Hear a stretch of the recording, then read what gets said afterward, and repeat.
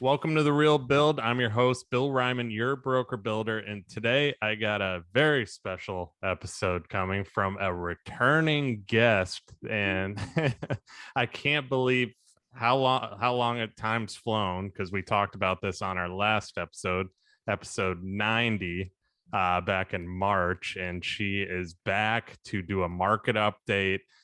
For those of you that are new to the show, for those of you that are just now listening to the show, she's a real estate professional, entrepreneur, investor, and podcast host. She is knowledgeable in residential real estate, specialized assets, distressed properties, short sale, pre-foreclosure, and foreclosure, and mortgage lending with proven abilities in sales, lead gen, acquisitions, and relationship management. Liza Florida, welcome back to The Real Build. How you doing? I'm doing amazing, Bill. Thanks for having me back. And it's impeccable timing. I can't believe it's been, 6 months since we last did a show. So lots of changes have come on. So thank you for allowing me your platform to be able to share with your audience, because it's going to be important. Yeah, very important. You and I were talking about before the show quite a bit already. So we had to hit the record button because we got to save some of it for this show, because we are living in a roller coaster of the world today, and it is just nonstop. Everywhere you turn, something new is going on. So we are going to get into it. But before that, for those of you that are new to the show, like I said, episode 90, I had Liza on. Go check that out if you want to kind of backtrack and see prior to this what we were speaking about. But I just want you to do a little quick intro about yourself, just for those people that don't know. Who is Liza Florida? Oh, thanks, Bill. I'm going to take the mic over. You did give me a very kind introduction, but hi, everyone in the audience. My name is Liza Florida. I'm a real estate agent from Southern California, specifically Orange County. So if people need a point of reference, it's the same county where Disneyland is at. And I've been in real estate for over 20 years, specializing in distressed properties. I'm also the host of the 8 Billion podcast, and I celebrate my 1-year anniversary this month, excuse me. So I'm super proud of that. I made it as a podcaster. That in and of itself was a roller coaster and a feat, but I'm, here I am on camera and I'm still here. So what's just really going to be a little bit different moving forward is my involvement now with the distressed property market, which I'm hoping to be able to give you guys some good information today to take with you for an overall forecast of fourth quarter 2021 and into 2022. Yeah, and I was right when you reached out to me. I was very, very excited to have you on again, because the world, it's just, things have been crazy, and especially the real estate side. I'm starting to see things change, and then also in the construction side, things are definitely changing too. So, we're in the fourth quarter. What are you seeing from your perspective as far as the market? Where are we? What are you seeing? And then we can kind of just dive into it. Okay, so the last time we spoke in March, I did mention that the mortgage moratorium was going to end in September. I believe it was September 1st, where Biden was going to extend it to.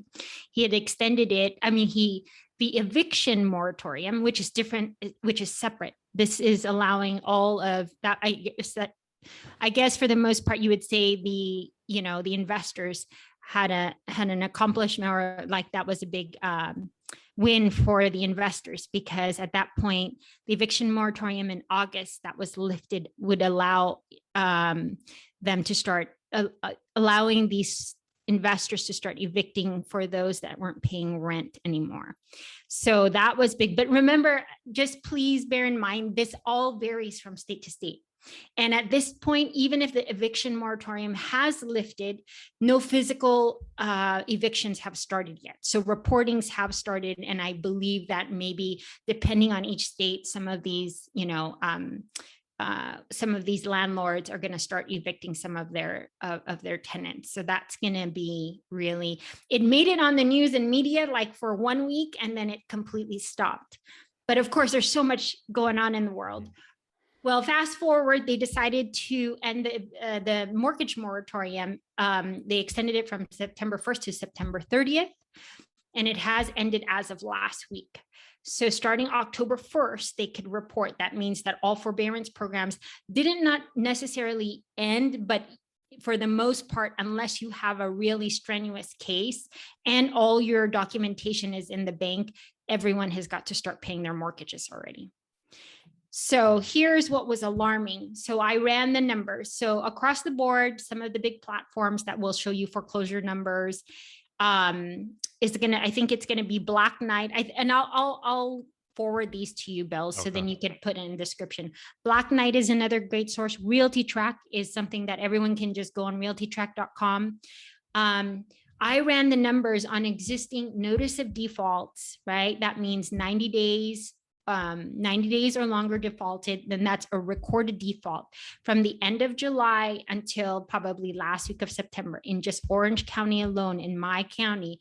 And I mean, Orange County is a pretty wealthy county. I mean, in terms of median price of homes is probably 800,000. There was already 450 homes in NOD status. And that is outside of the forbearance program. So imagine for 18 months, the banks were not reporting any mortgage lates. So these were existing defaults that were already happening outside of forbearance. So just to give you those numbers, prior to us going into the pandemic, according to Black Knight, it was about 1.6 million homes that were supposed to be in, excuse me. Podcast bloopers. 1.6 million homes that were estimated to be in forbearance. We, with all of our tracking systems between me and all the distressed agents across the board, we think that this is about only 30%, because mind you, the reporting hasn't started. So a big state to look at is going to be your state, Florida. So even if you look at Florida under pre-foreclosures and foreclosures already, the numbers are pretty high. The biggest numbers right now are showing in New Jersey. So any agents that are out there listening to this, if you're in the Northeast in New Jersey and you want to learn about distressed properties, you guys have a huge market coming on. Well, I mean, this is a lot to take in too. And I mean, as far as, so when do you think the actual distressed properties are going to take place? When do, you know, if you're working in these markets, when are you going to start seeing it happening? What is going to happen after that? Obviously, all markets kind of link together. So is it going to be a full on crash? Is it going to take the stock market with it? Because like we spoke about, there's so much going on right now. You got, you know, they're trying to pass a $3.5 trillion bill, which is an insane amount of money.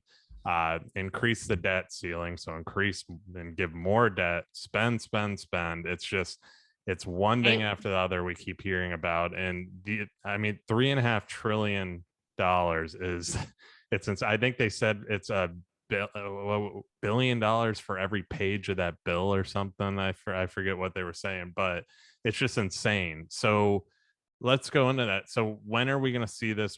We'll start there, and then what's it going to do to the rest of the markets? Well, here, let's backtrack. Okay, so anyone because let's just talk to everyone, so then they can use this as a great resource as a podcast. Anyone who is an American, any of the homeowners who participated in the forbearance, what I suggest you to do is, you had up until September 30th to forward any documentation, and they needed to have it in their system, like time stamped, so then they could know that if you did qualify and you submitted by September 30th, if you needed an extension on forbearance, they could probably look at it. What the situation is technically inside the banks, they will look at you as a technically defaulted homeowner. Now, what you have to do is you take that total that you didn't pay. So for some people, it might have been partial mortgage payments. It might have been a missed payment. For some people, they went the whole 18 months. What you have to understand is, we were led to believe in the beginning that these forbearance programs would just be tacked on to the very end of the mortgage, right? And you could just hop back on and just start making your payments. Because of course, we were all in a pandemic and just thinking, could we just save our lives? What a lot of people don't understand is the forbearance programs there are some that are going to be like that, but not everything. Because if you can, let's just say here in Orange County, if median price of mortgage is 3,500. You went 18 months, right? That's 63,000. Now you have to settle that 63,000 with the bank and figure out your either what they're going to tack on in the back. If they're going to ask for payments up forward or increase your mortgage, and then you stay on that plan for 3 months to show good faith, and then you can get back on something.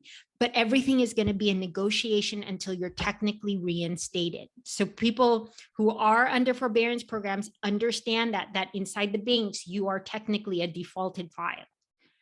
Wow. So if you don't, so that's what I'm saying. Like, even though October 1st, they could start reporting, I believe that for people that I've talked to that have been under forbearance and they've called into the banks, they said that they can, if they want to start making their payments, I think a lot of them are going to start making them by November 1st.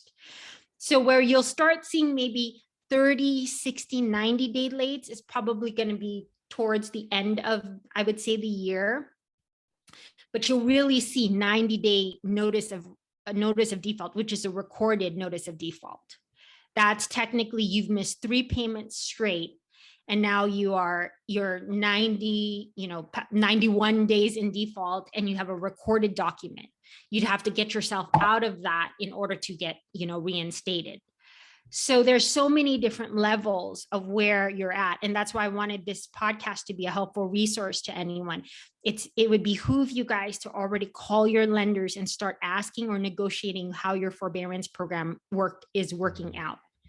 That's going to be first and foremost, because just by sheer numbers, not everyone is going to get through that. And imagine everyone right now, there's going to be a high volume of calls because this moratorium lifted. It was kind of better if people kind of started doing it in the summer and prepping for it, but everyone was kind of holding their breath if Biden's administration would extend again. And they didn't. And they really don't have reason to extend because we've got to raise our debt ceiling by October 18th. So that is going to be big. It's going to be big. So there's more behind the scenes that's happening on top of the fact that, what is this? I have notes here so then I can make sure that I get all of this information out to your audience, right? Florida, like I said, Florida is a big, Florida's big. California is big. For some reason, Boise, Idaho. If you guys are just regular, audience members, and you're just interested in this from either a perspective or just, investor's perspective, or just curious about it, go on Realty Track. That's Realty and then trac.com. And you'll just click on the categories and it'll show you nationwide where all the big numbers are coming from. And mind you, this is not reported numbers yet. So there's going to be some major shifts in the market. What you have different now, as opposed to and I mentioned this in our March update, what you have that's different from the last mortgage crisis back in 2008 is that homeowners still have equity. So while they still have equity, and before an onset of homes go on sale, it would behoove you to really figure out what your market price is and offload your home. Instead of instead of waiting for it to shift, because what we've done was we've kept the interest rates low, so then our real estate market didn't crash. And of course it did really well, it flourished, but eventually it would give way because the forbearance and the unforeseen circumstance of the pandemic would only give way to this. It was only time. So now we've got this huge tidal wave coming down, and all we can do is speculate numbers right now. But between the organization and the mastermind and the agents that we have, they're tracking everything down to mortgage rates. Right now, they're not reporting. We haven't seen it, but literally we're in the first week of October. Okay. So we have the low inventory. We have the low inventory right now. And so once this all takes kind of effect fully and people are like, okay, I got some equity, I got to list my house. Is that going to be all at once where, you're going to have everybody doing it all at once, and that's what's going to drive this market down, do you think?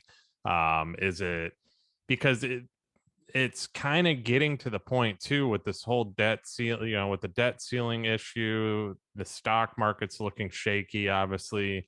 You have the housing market looking shaky. You have a lot of things kind of like, okay, something's coming. Yes. And have we had I mean, they all work together. So once one goes, everything kind of goes too. So, you know, if they all list their homes at once, when do you think that's going to happen? First quarter next year? Is that out of your prediction? Obviously, this is just a prediction for anybody that's listening.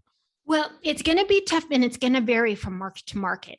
But Okay. like I told you already, just in my county alone, 450 like notice of default. And I started working and going to these homes. So I'm literally boots on ground with these families, right? And I can't solicit. So I have a different way of approaching them. But in just 2 weeks, and this is outside of forbearance, in just 2 weeks, I literally put in like maybe 4 hours of work on the field, like trying to reach them. And I've gotten 2 appointments already.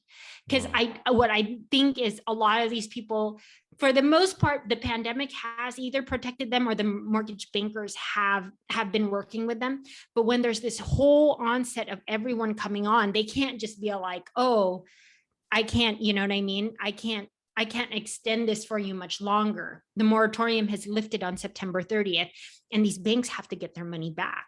What I was telling everyone is you have to always remember these banks will never forget what you owe, and they are in the business of banking because they make money off your interest. That's what sustained them. But the federal laws have kept them from really reporting for the last 18 months. So what you're going to have to do as individual homeowners is really get on it and start figuring out where, if you can make your payments. And then, but this is why I'm saying it's going to vary from market to market, because every homeowner is going to be faced with their particular lender saying, well, this is how much you owe, in mortgages that you didn't pay during forbearance. How much of this can you pay? Can you raise your mortgage? Could you do this? And until that gets reinstated, then you're good to go as a homeowner. If not, that process still keeps on going while you try and figure that out. So that's what I was saying. It's going to vary from market to market.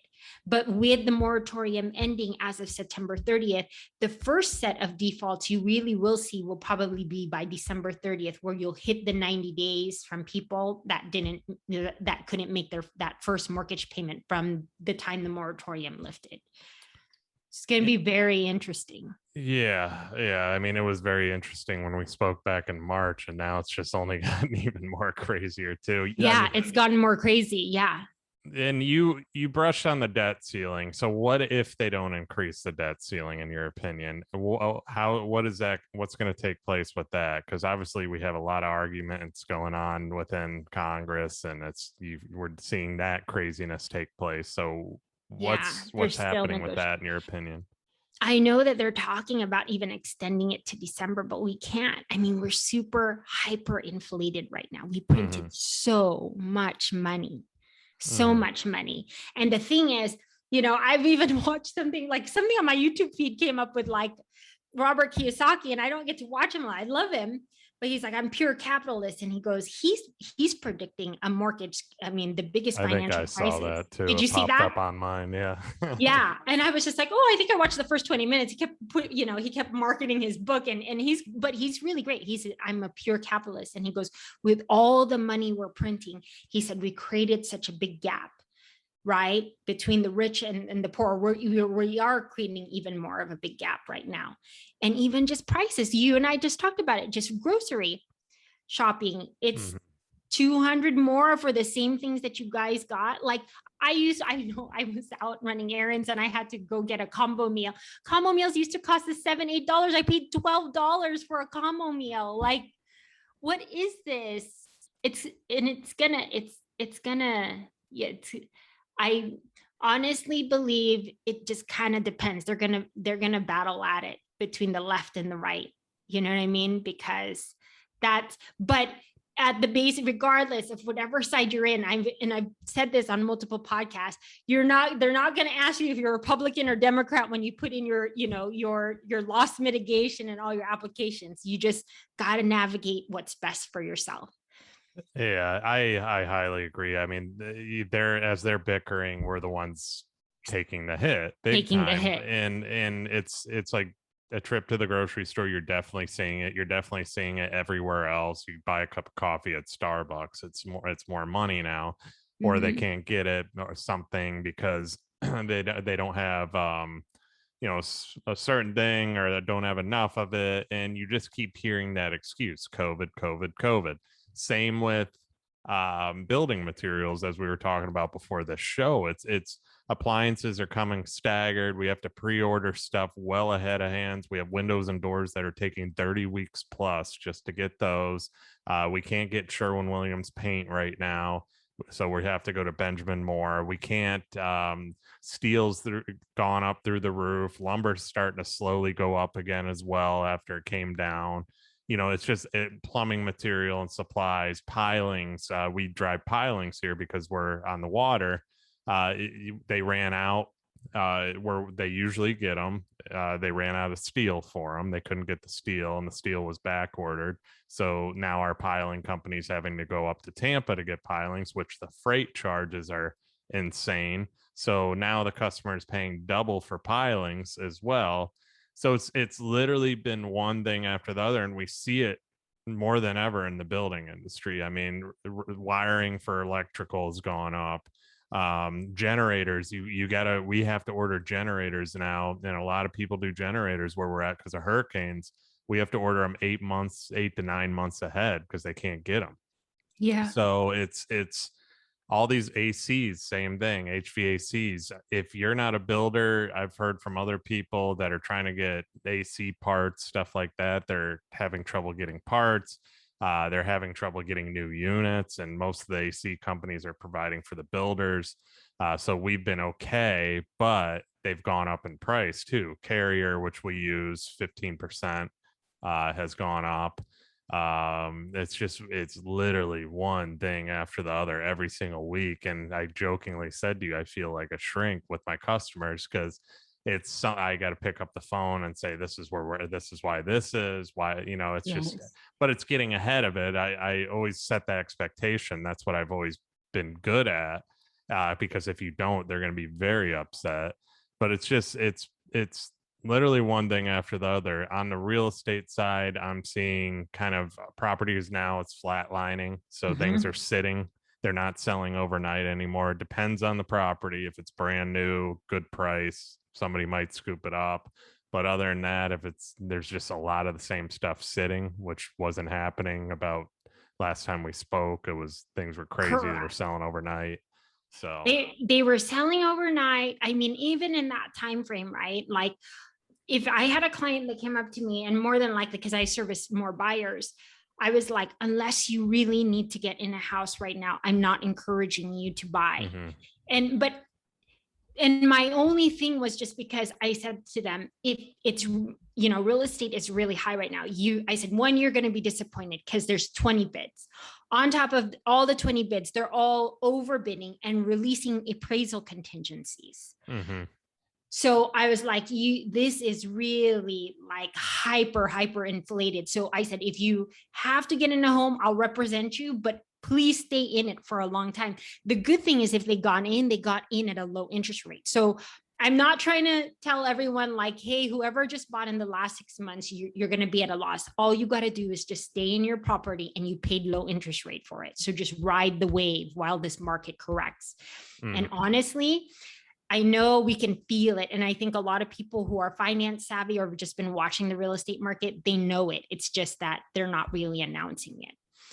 I mean, I thought it was pretty big, but JP Morgan Chase, the CEO, came out last week and he announced that there's going to be mortgage defaults because he said, if we don't raise the debt ceiling, he goes, and I'll actually I'll forward it to you. He said it's going to be apocalyptic, I think is the word that he used, or catastrophic or cataclysmic. Yeah. Don't quote me until you see the article, guys. But for CEO of JP Morgan Chase to come out on CNN and say that the defaults are coming out, or they're anticipating defaults, that's pretty big. Because Chase, Bank of America, and Wells Fargo will never make really big statements because they're our big financial holders. I mean, they're the biggest banks in the nation. Mhm. And Yeah. I think a lot of it's going to be too because people did get a little complacent with what was going on. They didn't have to pay a mortgage. They were getting money through, they were getting free money from the government through stimulus. They were able to spend money. Money was flooding the market. They were buying things. Things were going up, putting it in the stock market. Stock market was going up. Some were losing money and they, free money is free money. So they're probably gambling it in a different way, basically gambling it because it's not earned money. And then we get into, because of that, you and I touched on this before we started recording too, the lack of people wanting to actually go to work. Restaurants are really, really struggling to find help. We are construction. Everybody's really, really struggling as well, or their workers are leaving, trying to find places for hire, because there's a lot of jobs right now that are paying very high. That's like a bidding. Right now is a great time to be somebody that's unemployed, that's looking for employment. Let's put it that way, because you can make a lot of money, because people need workers more than ever. And it's part of the problem, that they were getting so much money and now they've become comfortable. I mean, there was like, somebody was telling me, like we talked about too, that you can get paid to sit on your couch more than you would working your 9 to 5 job. So why wouldn't you? Why wouldn't you just sit? And you're getting paid per child that you have as well. So it's like, why not? Why not do that? Yeah, we kind of shot ourselves in the foot by doing that. We really created something lazy. And then I believe that they said that EDD or unemployment ended first week of September. So they thought there was going to be a boost in people looking for jobs. They said that it's not happening. So I'm all like, what's going on? I was like, unless people are just like, I'm going to follow, I'm not going to work, I'm going to follow my happiness and I'm going to risk it all. But any of those decisions will have major repercussions on the finances. Well, you could, I mean, the whole thing is you could sit on the couch, stack cash from what the government was giving you, save it, and now you have enough to get you through a certain period of time. So now a lot of these people are like, I don't need to go to work. I got enough cash till that'll get me through next February. So why should, and then I'll go look for a job. So you're getting that attitude quite a bit towards things too. But by that time, is it going to be too late?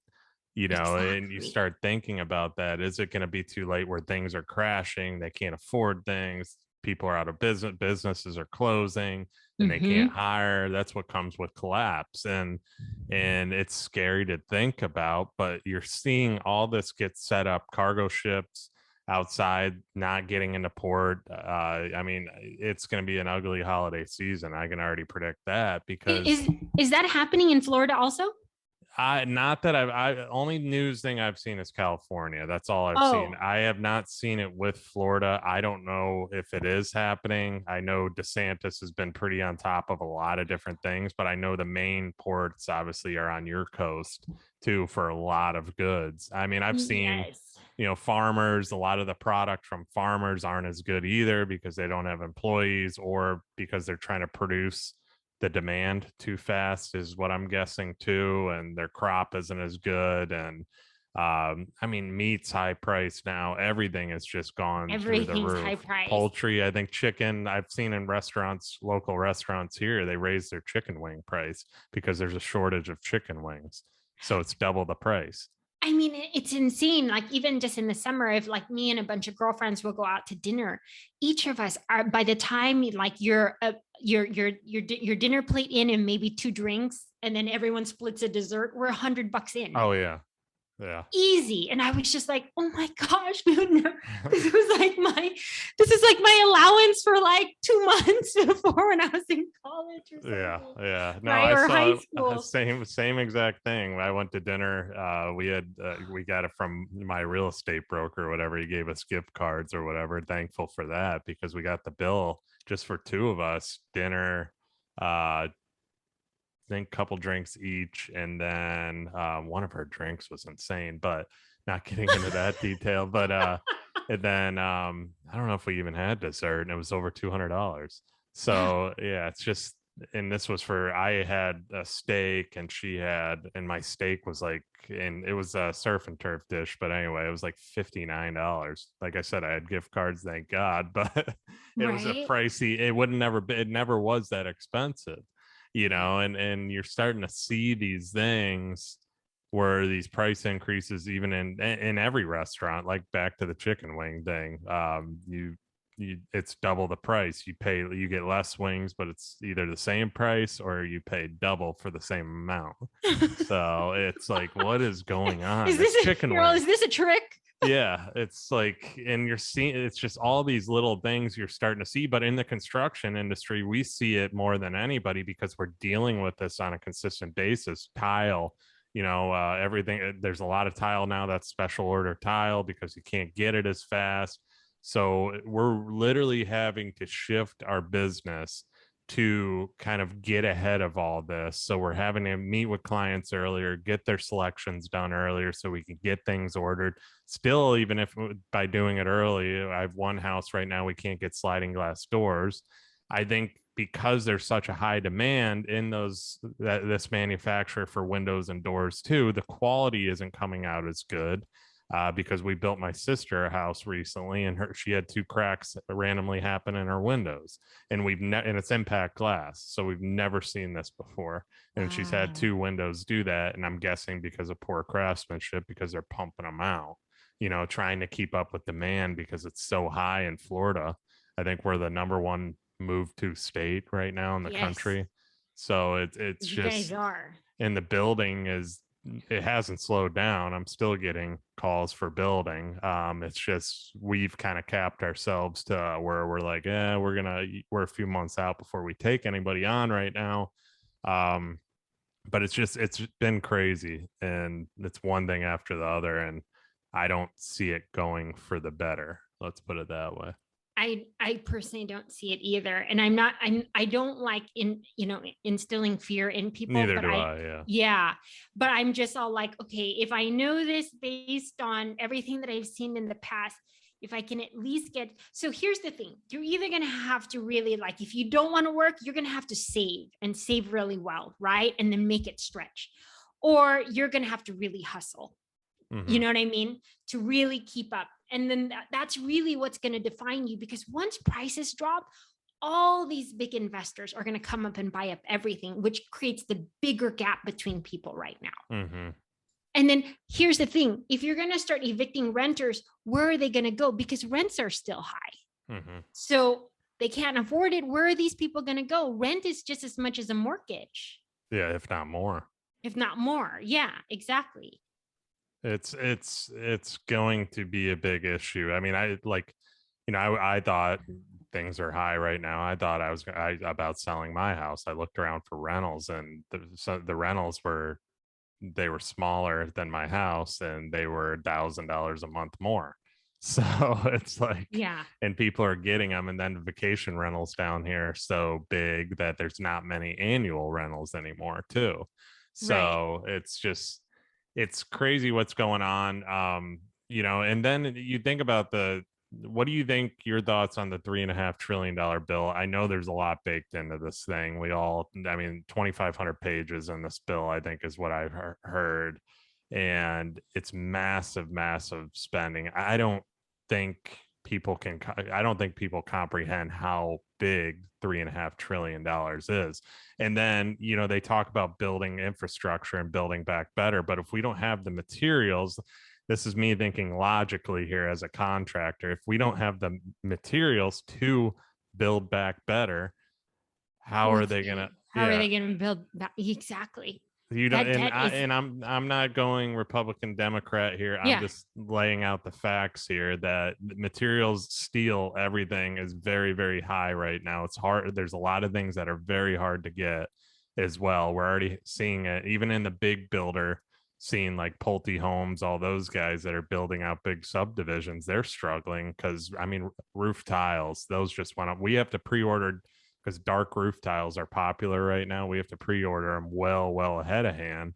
The price has gone way up as well, and it's just because they can't get them. They're not producing enough of them either. So it's just a weird, crazy things There's a happening lot. Yeah. when you And thought it, it wouldn't. yeah. And it's like, why is media quiet and not reporting anything? Because I think they know what they're going to be reporting. And I think it's just, like I said, what was really interesting too. So I had a friend that went into forbearance and she didn't even tell me until the day before it lifted. So thank God I told her, oh, I said, call and then find out. Well, interestingly enough, the bank, and she has a smaller lender. So she's not B of A, Wells, or Chase. And they told her to call back on the 16th. Well, interestingly enough, on September 29th, they knew that the debt ceiling needed to be raised by the 16th. So what I have this feeling is, on the internal side in the banking system, they kind of already know which way they're going, and they are going to enforce like the mortgage payments, and they're going to move forward with that because they need to get their money back, and we need to raise the value of the dollar, or we are going to be paying $500 for groceries. You know what I mean? Or $12 for a combo, or $15. Where are these? I mean, I don't understand where this is all going. Well, it's a lot of everything is kind of all in a big question mark. And like I said, they point the finger at COVID, but the opportunity's there now. Businesses are dying, they're crying for workers. They're literally wanting people to work. I think I heard I have a friend, he runs catering halls up, or wedding catering halls up in New Jersey. He said it's a big struggle just to find employees. He even said at a restaurant that he knows too, there was one of the owners was wearing like a t-shirt that basically said anybody please, or there's, oh no, it was there's only one, or there's only one of me or something, so please be patient because we can't find help, so it's just they're struggling to basically take care of all the people that are coming in. And plus on top of it, the food prices and all that, like we brushed on too, it's everything. And I don't think there's been a time in history where we've seen everything all being affected randomly and differently, like randomly like this. And I know a lot of like real estate experts were always talking about like, this is going to create inflation. I just didn't think it was going to create this type of inflation this fast. That's what surprised me. For me I understood that the moratorium would trigger a change in market, but how this inflation, like literally, and sometimes you have to pay attention really well, but it's probably when you're buying in volume, right? Like when you go and buy your groceries, do you start to notice it? But if you're just paying $1 or $2, you're not noticing it.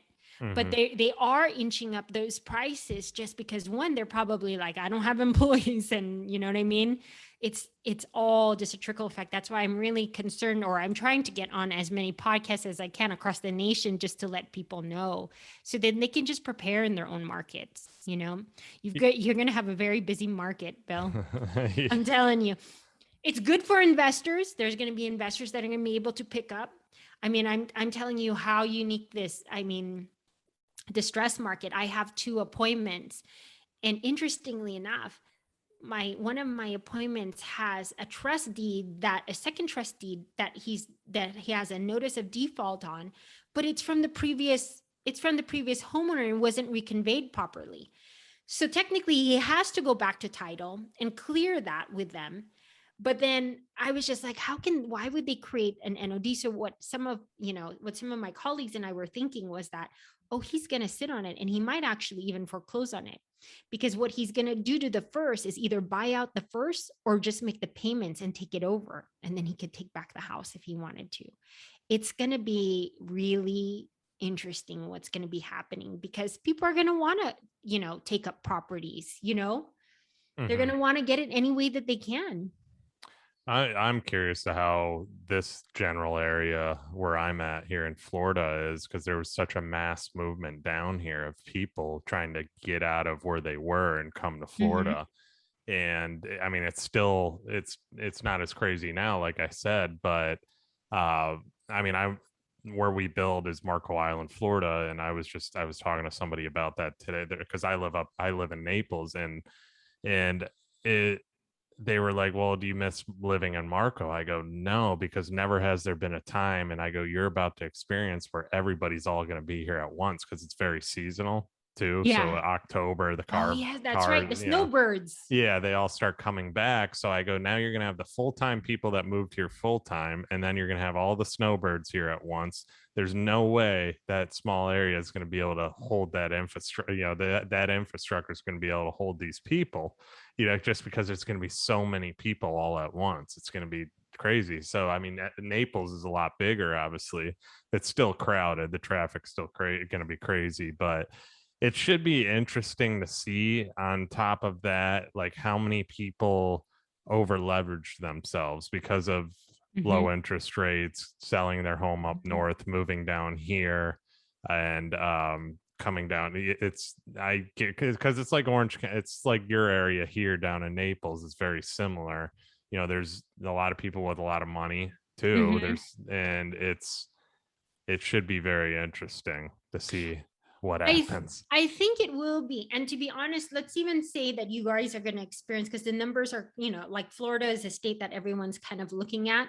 I mean, California would be too, but hopefully what happens is, even with the influx of people like entering, hopefully it doesn't like crash the market, like meaning to say that there are going to be people like that pick it up. So even if it does go down, people are going to start picking it up. Hopefully what doesn't happen is that the interest rates don't raise too much. But with everyone wanting to go down to Florida, hopefully it'll help level off the market. But it would be really interesting to just pay attention to the numbers for fourth quarter. Mm-hmm.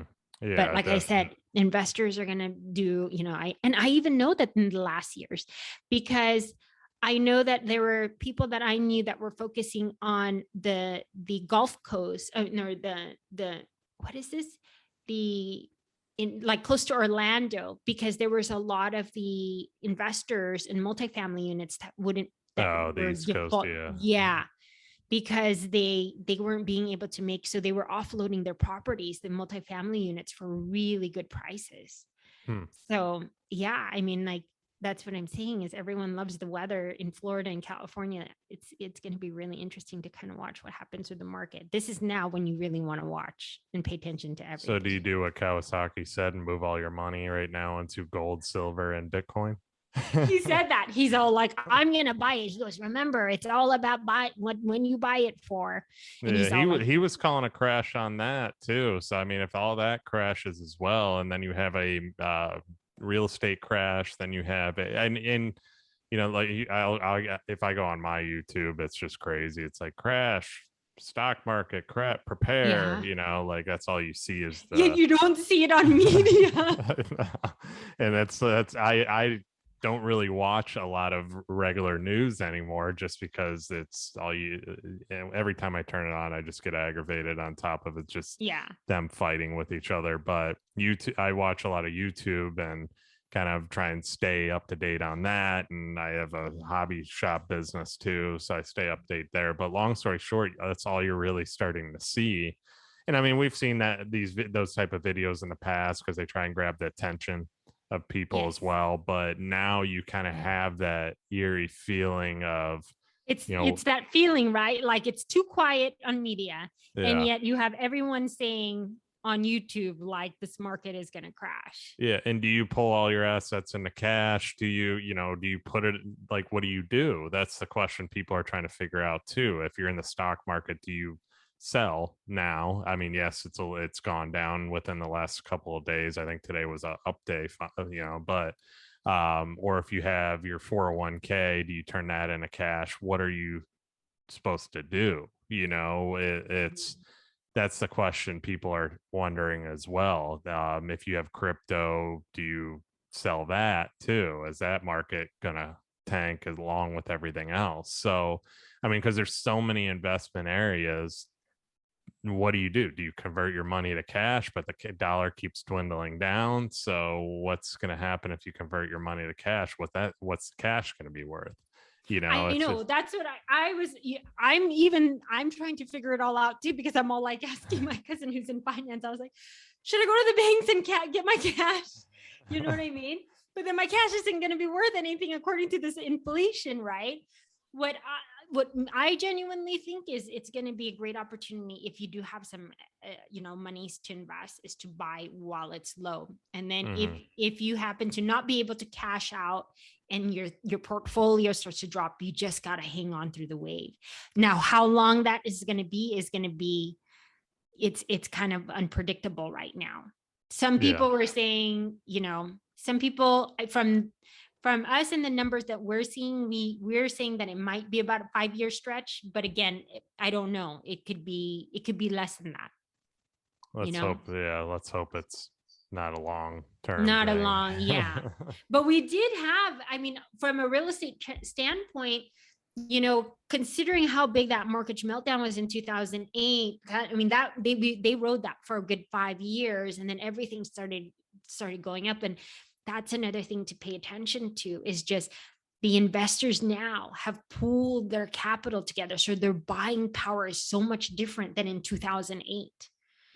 Before, you used to find these wealthy millionaires that would go to the auction blocks and then bid like 80,000 and take but then you've got big capital groups that are buying pools of 50, 100 million, and that's why a lot of the smaller guys in real estate or working in distressed properties, or the investors, they're not delving into like Wells Fargo, Bank of America, Chase, because they sell their pools off in high numbers.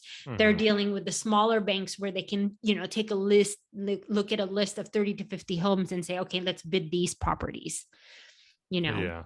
Well, one of the things is that I've heard too in the past, which it's probably true, by no means financial advice, by the way, but you follow what the big guns are doing. Basically, follow what are the top guys, what are the top financial people doing right now, like your Bill, you have your Bill Gates or Bezos and those type of guys with billions of dollars. What are they doing? They're buying real estate. I think Bill Gates bought farmland, Bezos is buying land. They're all constantly buying real estate and turning their cash into real estate, because one thing about land and real estate in general is it's not going away, and everybody needs a roof over their head. That's another thing, and it's just such a great asset to have. We've heard about this even in a real estate crash. I mean, certain areas recover faster than others, but real estate usually recovers. I mean, can't even say usually, it always recovers. So it's just, I don't know. I mean, we don't know what's going to happen. If you got cash on the sidelines, it's crazy. Right. It's hard because it just depends. I've got friends that will buy up gold and silver, and they were doing it this last year. And then I have other friends that really went into crypto. Yeah. Crypto is NFTs, you got NFTs, you got sports cards, you got, there's so many different areas to set your cash to convert it into something else. So it's, another thing Kiyosaki said too, he goes, we are done if the federal government creates a cryptocurrency for all of us, because they will know everything that we spend. Yeah. I agree. So he's like, I'm a pure capitalist. He goes, Trump is my friend. He goes, I'm a pure capitalist. I've been accused of so many things, but I'm a capitalist. And when they're investigating every single little thing, I mean, you spend over $600 and they want to investigate why you spent that money or where. I mean, it's just, it's crazy to think about where things are going and what they're trying to do. And I am pro less government. I always have been. I consider myself kind of in the middle of things. I lean a little bit more to the right, to be honest, than to the left as far as his views financially and stuff. But I just don't like government monitoring every single decision you make. And is that where we're going? I don't know. That's a whole nother topic to discuss. They've been talking about that for a long time, and even outside of finance industry. Yeah. We are living in really unprecedented times. It's going to be interesting how we get through this. And it's not even just the United States, it's global, Yeah. I don't know if you've been watching this either, but they were talking about Evergrande from China. The Evergrande from China is the Lehman Brothers of China. And they're the second largest real estate developers in China, but they're $330 billion in debt. Wow. And I think about 4% of their investors are represented by everyone around the world, but they're just talking about bailing out just their nationalists. So anyone that's, that's going to be pretty scary too. I mean, everyone is going through it. Yeah. Yeah. No, it's like I said, scary times. The best thing people need to do is prepare, do your research as much as possible. I mean, my advice: turn off the actual national media and do your own research. Yeah, do your own research. Absolutely. Because me too. I don't listen to media. The only reason that I think I knew about the Jamie Dimon release on CNN with JP Morgan, was because someone had tagged me on it. And so I was curious to see what he said. And it was a pretty bold statement, because he was saying that. And I would believe they're one of the biggest institutions so far to come out and first start saying something about defaults.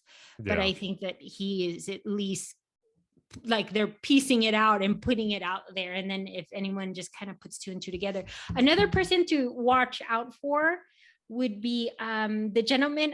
Did you ever watch the movie The Big Short? Mm-hmm. That same guy is, I think his name is Michael Burry, Burry. That they're recommending that you kind of just follow what he does, because you remember he betted against the market, and he was absolutely right in the last mortgage. Is he doing it again? I think he is. Yeah. It would be, yeah. I don't even know how you would bet against the market, I guess. He was hedging against the market because like everyone, remember, they were like big hedge funds, and I think he bought the futures in betting against it, and he made big time. Okay. So I know I have to circulate back and watch. There's probably going to be some real gems in there that you can pick up and be like, oh, maybe I should look into maybe that. I should do that. Maybe that's where we should put our money. But yeah. So no financial advice here, guys. We're just giving you some resources of maybe go look at this movie and maybe go look at and watch this. Yeah, I mean, dude, it's all about doing your own research, like we talked about, and it's wherever you feel safe putting your money, put your money. It's just because you don't know. If we all had a crystal ball, we'd all be completely rich. But we don't. But you can. I know a lot of majority of America can sense something's not right. Whatever view you have, right, left, in the middle, whatever. Everybody's kind of like, all right, this isn't kind of what it should be. Something just energetically doesn't feel right. Yeah, and I'm not going to get that calm before the big storm. Yeah, and I'm not going to get into conspiracy there. People maybe they're not. I don't know, but we can go on and on about those and what's actually going on. But we're just trying to deliver as much facts and get you to places that you should look to do the research too, which you'll definitely share those links with me. Absolutely. To help out. And then I'm sorry to interrupt, but I'll also forward you 2 links that you can put in your description box for anyone in the audience. If you want to know the state to state eviction laws, there's a website and then it'll link by state. So if you're curious to know which state and the eviction laws there, I'll provide that to Bill. And then another one is, it was a Chicago Tribune article that talked about the mortgages in each of the states. So those were like rough numbers, I think by the summer, but at least if it helps guide you in your own state, you can kind of do your research from there. And you said, as far as finding out about the Realty Track was one site, and what was the other one? Realty Track, Black Knight is what a lot of agents use. Property Radar is another one, but typically a lot of people have to pay to get that subscription. So I think those are people that are deeply embedded, or you're really trying to bring in like your categories in terms of like if you use Property Radar. Okay. So there's a lot of different resources out there. I would just suggest like and they vary. You know what I mean? So I would say start, do a Google search and see what works best. And then, it's just going to be a process of things that are going to start to make sense, or things that click for you that you should look at, I agree. Lisa, this has been obviously awesome. And I'm going to have you again in another. We'll do December. Like we'll have to do this every quarter now. I agree, because it's time. I enjoy having you. It's a great conversation every single time. I before you go to just final thoughts, what do you think? What should, some final ideas of what's going on or what buyers and sellers should be doing? What are your final thoughts? Here are my final thoughts. If anyone participated in forbearance, please contact your banks already and get an understanding of where you stand, because what you need to do is reinstate your loans if you plan to stay in your home. If you find yourself in a situation that you are not able to make those mortgage payments, you can contact me. And even I'm currently licensed in just the state of California, but I work with a network of agents across the nation that are home advocates. And so what we do is we provide you all your resources to go down, or at least, you could check off the list, right? That's first and foremost. So just stay informed with, working on yourself right now and sticking to your home plans.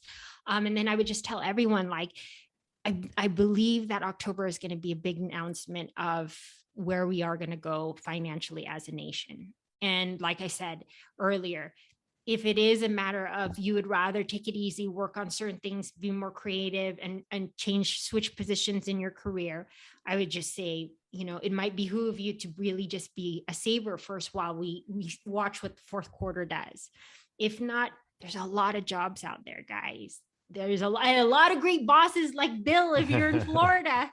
Right. True. Yeah. No, I mean, I agree with you 100%. Just and my take on everything too is you can't live in fear. You just got to keep moving forward as much as possible. Moving forward. And I don't want to see that gap grow so big between being rich and poor, because at which point, right, are these big capital groups or the rich are just going to continue to get richer? And you know what I mean? Hard work really will pay off. It's very true. Like for me, when I got back on the field, I was like, I haven't done this for 10, 12 years. And then I even had a homeowner yell at me, and I was just like, why am I doing this? But I said, you know what? But I said, for every homeowner that yells at me, and I understand that they're distressed, I could say I can help people stay in their homes, and that will mean so much more to them. Yeah, and that's why I love having you on. It's just because that's what this show's all about, is just doing the right thing too. Because so many people, they'll call a typical, or I shouldn't say typical, but they'll call a real estate agent and they'll be like, "So yeah, what do you think about the market's great? Now's the time to buy, low inventory, but it's still a great time. But is it?" And I'm not trying to scare anybody. Pause. Hang on.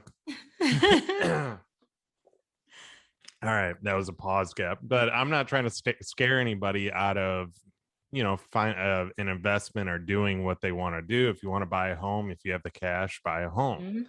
But obviously on the building end, I'm honest with people too, because we talked about this, is just being upfront with them, letting them know what to expect, how the process is going to go, not just saying, oh yeah, it's just like it always was, and home prices they're normal and stuff like that. No, I tell them materials are higher. I've had people say, well, I think I'm going to wait. I say, hey, yeah, I mean, that's not a bad idea. Wait and see what happens. Materials could go down. It might be a while. I don't know time frame is when everything's going to go down, but whenever you're ready, just watch it. And I have people on the sidelines right now that I've spoke with and got them a property, an empty lot at a good time, but they don't want to build yet because we had that conversation. I'm just being honest is such a key thing, because people are going to respect that more. And I have people, they're ready to sell their house up north, just be down in Florida. Okay. And you're ready to build, but expect delays, expect certain things that you might not be able to get during this time. You have to be ready for these certain things. And it's just, that's why I appreciate you, because you're honest with people. And then everybody that's been on the show is just doing business the right way. So thank you. That means a lot to me too. I was just, like I said, it is hard, but you want to give them all their options. Like he like this one person, for example, he's like, oh, I'm good at my first trust deed or his first lien, but he doesn't understand that even in the second trust deed, they can foreclose and they can they can buy out the first lien holder. And before you know it, you'll be dealing with them. Mhm. And he's done his, like, I mean, he's done a noble thing paying his first mortgage. He didn't really own the second trust deed, but this is the type of creative real estate that's going on right now. If you don't understand, that's why I was like, well, the guy yelled at me. I was like, well, God bless you, I hope you get to stay in your house. But yeah, and I get it, they're distressed. This is not an Yeah. easy market to work. And this is only just the beginning onset of it. So, not to scare you guys, if you're educated, you know how to maneuver for yourself. That's the biggest thing. Don't go by the frenzy of what the media is telling you, because that sometimes they each have their own agendas, and they can do it in mass volumes by influencing how we feel. If you understand your situation, you'll understand how to navigate through it properly. Well, I know one thing too. We're definitely going to get a lot of new employees or people flooded into the market that were realtors, that because there's the realtor count right now is through the roof. So, and as is every time there's a market like this, everybody goes and gets their real estate license. Absolutely. That's why I've been losing business to the last 6 months. I'm all like, don't worry, guys. I'll be here at the end of September. So if you're an employer, just be ready, because they're going to shift back to Exactly. That was so true in 2008. It happens every time. And same with building. All the new build, you get a lot of flood of new builders, like a painter turning a builder or whatever. They're all going to go back to kind To of doing being the what they painter. yeah. So jokingly, I mean, some obviously are great and turned out great. There's always good to have new healthy competition, but a lot of people during these Very true. markets get their real estate license. So Yeah, no, it's very true. If it's true here in California and it's true in Florida, it's true across yeah. the board. Yeah. Yeah. So Yeah. anyway, but Liza, it's always a pleasure having you. Obviously, we're gonna do this again. Yes, absolutely. So We'll have a everybody Christmas listening, special. yeah, definitely. Where can people find and connect with you once again? So I am on all social media platforms between LinkedIn, Facebook, and Instagram as Liza Florida. So Liza, and then Florida, just like the state you're in, Bill. And of course, you can go on my website. It's www.lizaflorida.com to find me. So I am on all platforms. Please feel free to reach out. Like I said, if you're not from the state of California, I can at least connect you to someone that's in your state. If you're going through a distress situation, it's better to know now what your options are than to wait oftentimes I understand that the process is scary, but if you start early, you'd be surprised at how much more options you have by starting early. And go check out that podcast yours, obviously, too. Oh, yes. Please check out 8 Billion Project. I am celebrating my 1-year anniversary Congrats. next week. Thank you so much. It's been quite a journey. So Yeah. Well, thank you. I appreciate you. Thank you for coming on. And obviously, everybody that is listening, I hope you enjoyed this episode. We will be doing another one a couple months from now. So stay tuned for that. And with that being said, thanks all for listening, and I will see you guys next time.